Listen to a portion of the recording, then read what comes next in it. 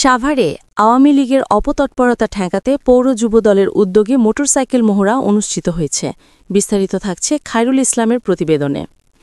বৃহস্পতিবার ১৩ নভেম্বর সাভার পৌর যুবদলের নেতা সুরুজ্জামানের নেতৃত্বে এই কর্মসূচি পালিত হয়। মহড়াটি ঢাকা আরিচা মহাসড়কে বিপিএটিসি এলাকা থেকে শুরু হয়ে উলাইল বাসস্ট্যান্ড পর্যন্ত বিস্তৃত হয়। এই সময় শতাধিক মোটরসাইকেলে যুবদলের নেতাকর্মীরা অংশগ্রহণ করেন। তারা দলের পতাকা ও ব্যানার নিয়ে স্লোগান দেন এবং শান্তিপূর্ণভাবে সাভারের বিভিন্ন গুরুত্বপূর্ণ পয়েন্ট প্রদক্ষিণ করেন। নেতাকর্মীরা বলেন, আওয়ামী লীগের ষড়যন্ত্রের বিরুদ্ধে মাঠে রয়েছে যুবদল।